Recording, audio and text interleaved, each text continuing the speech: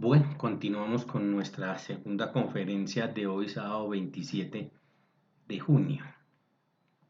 Estamos hablando del proceso de división y nos estamos refiriendo a la división ad valorem. Entonces, ¿cuáles son el contenido? ¿Cuál es el contenido del 411? Entonces, ordenada por auto, que es ese tipo de división, el secuestro y remate, se sigue lo del proceso ejecutivo, pero la base para hacer postura será el total del avalúo, o sea, aquí es sobre el 100%. Esa es una diferencia con los procesos ejecutivos, aunque se sigue ese trámite, aquí no va por el 70%, aquí va por el 100% cuando se trata de procesos divisorios. Los comuneros, siendo capaces, pueden de común acuerdo fijar el precio más la base del remate antes de fijarse fecha para la licitación. Entonces es una condición que se les da a los comuneros para que ellos de común acuerdo pues fijen ese precio base del remate antes de la fecha de licitación. Si el secuestro no se puede llevar a cabo porque prospere la oposición de un tercero, entonces se avalúan más se rematan los derechos de los comuneros. Frustrada la licitación por falta de postores, sale las veces necesarias, pero la base será del 70%. ¿Qué tenemos que concluir ahí? Que la primera salida será por el 100% en procesos divisorios y de ahí en adelante las que sean necesarias, la base ya no será del 100% sino del 70% para la fijación de la licitación. Registrado el remate y entregada la cosa al rematante, el juez por fuera de audiencia dicta sentencia distribuyendo entre los condueños y resuelve sobre las mejoras si hay del caso. El 412 entonces nos trata el tema de las mejoras, las cuales se deben reclamar en la demanda, si es el demandante, o con la contestación de la demanda en el caso de los demandados. Aquí aplica el artículo 206, todo el esquema del juramento estimatorio, porque vamos por reclamo de mejoras. Y ya sabemos que cuando se reclaman perjuicios o se reclaman mejoras, pues aquí habría lugar y es obligatorio con base en el 206 en el artículo que habla del juramento estimatorio. Si la división es material, puede ejercer el derecho de retención en la parte que no esté adjudicada a él, solo en la material. Los gastos de la división serán proporcionales a los derechos que se tengan sobre los bienes. El derecho de compra también lo consagra el 414, solo y exclusivamente para la división ad valorem, porque estamos hablando de derecho de compra, que tiene que ofertar 3 días después de ejecutoriado el auto que lo ordena. Entonces es una consideración especial para quien, siendo comunero, pueda hacerse al bien. Ya saben, solo aplica en las valores. Tiene 10 días para consignar y los otros comuneros le pueden conceder máximo 2 meses. Entonces pueden llegar a ese acuerdo si los montos son significativos a que se extienda inclusive hasta 2 meses. Allí entonces, ¿qué tenemos? Pues los dos eventos, o que consigne o no consigne. Si consigna se materializa, pero si no consigna, una multa a favor de la parte contraria por el 20% del valor de la compra, estableciendo y dándole la seriedad jurídica a esa petición. La figura del administrador. Entonces se puede pedir en cualquier momento entre la división material, no se tiene que pagar caución. Y una vez resuelva el juez, se tiene 5 días para nombrarlo, de lo contrario lo hace el juez. Les permite primero a los comuneros y si no lo haría él. Se equipara con la figura del secuestre. Entonces el nombramiento de la administración por fuera del proceso, los dos eventos, ¿cierto? Uno por fuera del proceso, la petición la puede hacer cualquier comunero. Los otros se notifican personalmente y 3 días tendrán para oponerse en la respectiva audiencia.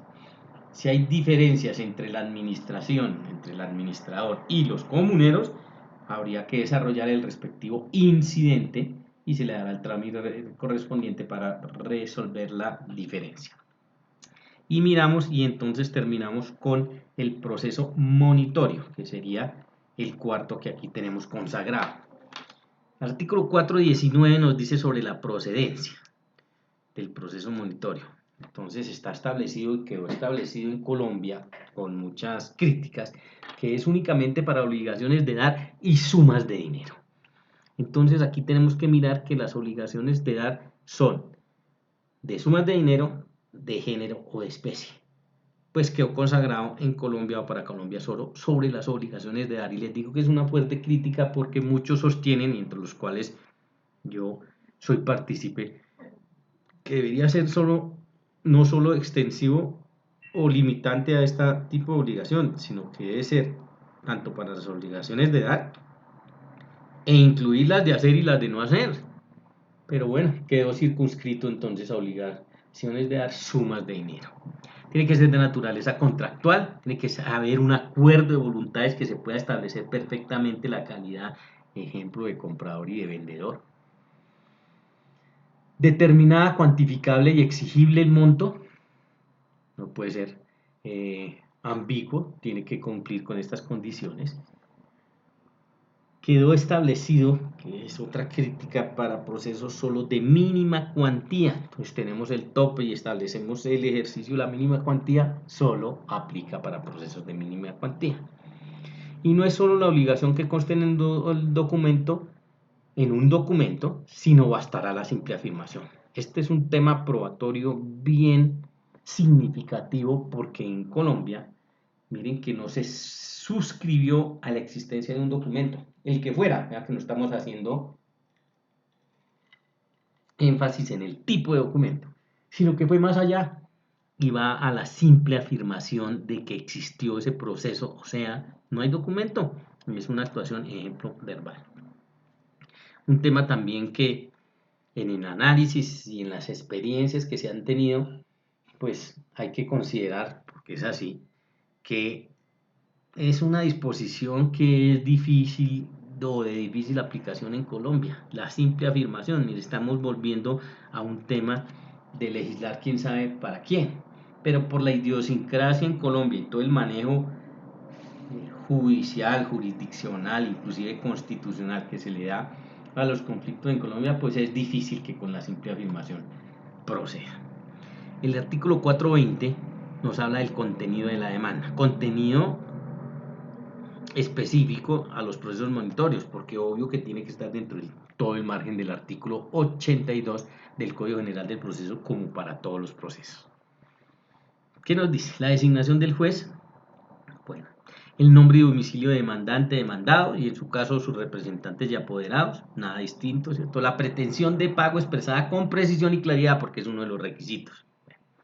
Los hechos que sirven de fundamento de las pretensiones debidamente determinados, clasificados y numerados con la información sobre el origen contractual de la deuda, su monto exacto, sus componentes, todas sus características. La manifestación clara y precisa de que el pago de la suma deudada no depende del cumplimiento de una contraprestación a cargo del acreedor, porque si fuese así, pues no procede el proceso monitorio. La cápita de pruebas, las que se pretendan hacer valer, incluidas las solicitadas para el evento de que el demandado se oponga. El demandante entonces deberá aportar con la demanda los documentos de la obligación contractual adeudada que se encuentre en su poder, lo que tenga. Cuando no los tenga, deberá señalar dónde están o manifestar bajo la gravedad de juramento que se entiende prestado con la presentación de la demanda que no existen soportes documentales. Y está permitido en Colombia porque dijimos que vale o se considera la simple afirmación. El lugar y las direcciones físicas y electrónicas donde el demandado recibirá notificaciones, si se tienen, los anexos pertinentes los que están previstos en la parte general de este código, pertinentes al conflicto y que puedan ser llevados en la cápita de pruebas. El parágrafo determina que el Consejo Superior de la Judicatura elaborará el formato para formular la demanda y su contestación. Y entonces aquí hay unas diapositivas alusivas a que ya existe, por un acuerdo del Consejo Superior de la Judicatura, los formatos, y ahí los pueden desplegar, simplemente pues es el contenido de ellos, por el cual se adoptan los formatos para la presentación y contestación de la demanda en procesos verbales sumarios y monitorio, que es lo que nos interesa aquí, y los formatos de acta de presentación y contestación de demanda en proceso verbal sumario.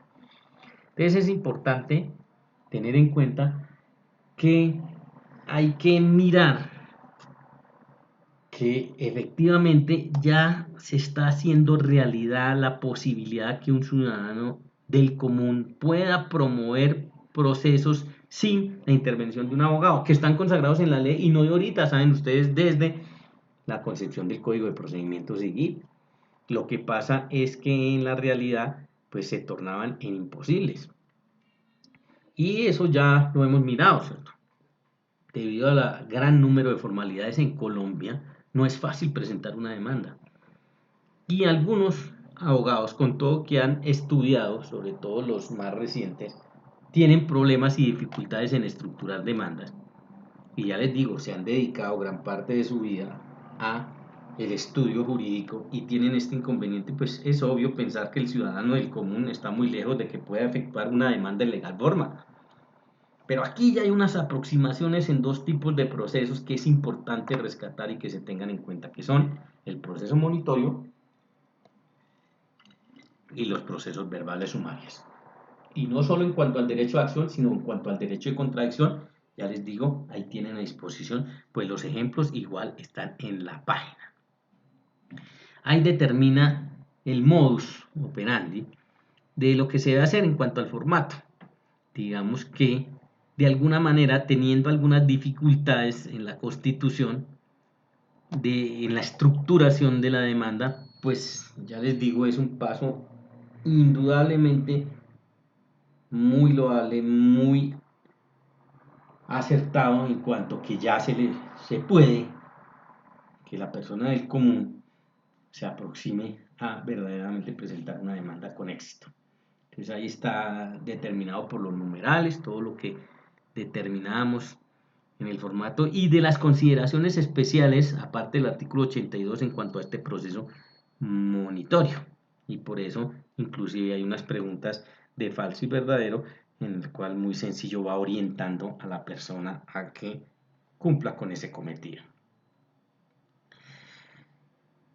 El formato de la contestación de la demanda en el proceso monitorio también, porque les digo, no está referido solo a la acción, sino también a la contradicción y entonces lo vincula y lo estipula. Estos formatos y esta determinación de formatos son muy importantes también en cuanto a la nueva mirada que tenemos que dar en el proceso y todo lo que tiene que ver con el manejo de las TICs.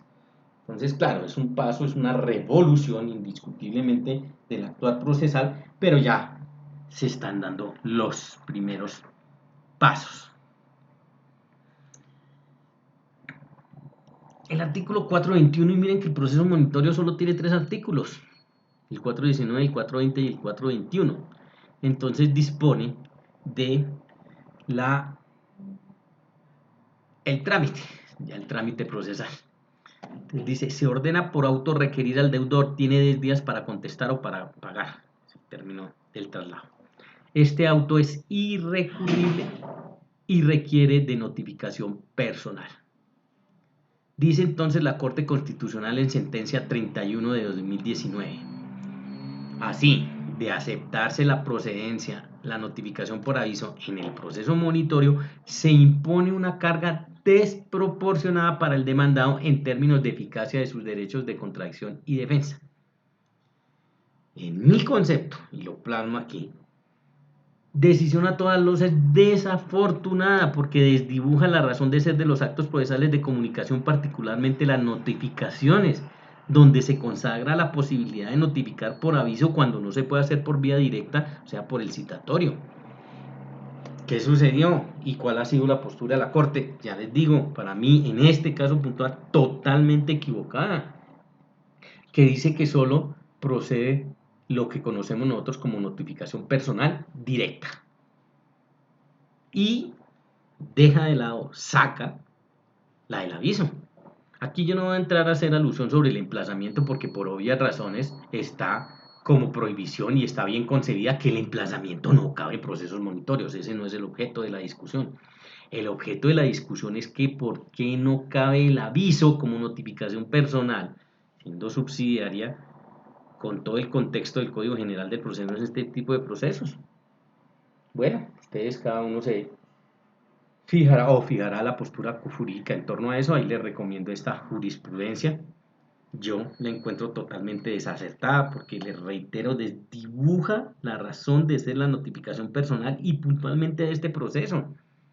Esto es un golpe al proceso monitorio en el cual puede llegar a ser una de las muchas figuras que se conciben en Colombia, instrumentos procesales, que por el esquema de las formalidades nace muerto, en el sentido en que no tiene aplicación. Y pues esta decisión de la Corte Constitucional castra, cercena ese derecho y dice no procede sino la notificación personal directa. Si no acude, entonces sentencia irrecurrible, constituye cosa juzgada, condena al pago de deudas más intereses y para la ejecución se promueve todo el artículo 306. Y ahí estamos diciendo y ahí se está estipulando que pueden hacer como un proceso ejecutivo y morir como un proceso ejecutivo. Porque dice que hace tránsito cosa juzgada cuando no acude el demandado verificado de la notificación personal, como lo hablamos, y no habrá ninguna otra actuación procesal. Si contesta con pruebas, se desata un verbal sumario previo traslado al demandante de 5 días para pruebas adicionales. Aquí es donde les digo que puede llegar a mutar a un proceso declarativo y específicamente a un verbal sumario, pero siempre y cuando el demandado aparezca, acuda al llamado jurisdiccional con pruebas. De resto no será posible. Sentencia estimatoria a favor del demandante, multa del 10% del valor de la deuda a favor del acreedor. Y sentencia desestimatoria favorable al demandado, multa del 10% del valor de la deuda a favor del deudor. Se pueden solicitar medidas cautelares de los procesos declarativos, de las que encuadran o caben para los procesos declarativos y ya lo veíamos en los formatos. Prohibiciones expresan en este proceso. Emplazar al demandado no tiene ninguna discusión, sí, la figura del emplazamiento por obvias razones. Intervención de terceros, ¿sí? Las excepciones previas y técnicamente no caben y no se podrá promover con base en un monitoreo una demanda de reconvención. Pues todo el esquema del proceso monitorio que decíamos en la parte general es un proceso que en Colombia surge hasta ahora con Código General del Proceso, pero es una normatividad que en Europa, sobre todo en Europa, ya inclusive desde siglos anteriores se venía manejando y que todos nuestros vecinos de alguna manera ya tienen establecido el ejercicio del proceso monitorio. Sin embargo, pues con estas disposiciones, con estas medidas, con esta mirada de la Corte Constitucional, pues se le da un duro golpe a que efectivamente este proceso, con todas las dificultades que tiene que veíamos al principio, con base en el primer artículo del monitorio, todas esas limitaciones, pues lo hace aún más difícil. Pero tenemos la esperanza que siga existiendo pronunciamientos de la Corte Constitucional en el sentido que lo hagan efectivo o lo puedan llegar a hacer efectivo este proceso entre nosotros. Es un esquema que ya les digo, en mi sentir no tiene la disposición para ser aplicado de conformidad a la idiosincrasia de nosotros los colombianos. Pero bueno, amanecerá y veremos. Les agradezco entonces esta sesión del sábado 27 de junio. La concluimos aquí y tenemos 2 conferencias solo para esta sesión, porque con ellas completamos todo el esquema de nuestro microcomponente de nuestra asignatura, que son los procesos declarativos en los 3 grandes títulos que vimos, que fue el proceso verbal como tal y todo lo que él incluye, el proceso verbal sumario y los 4 procesos declarativos especiales. Les agradezco mucho la atención y espero que sea de recibo toda la información.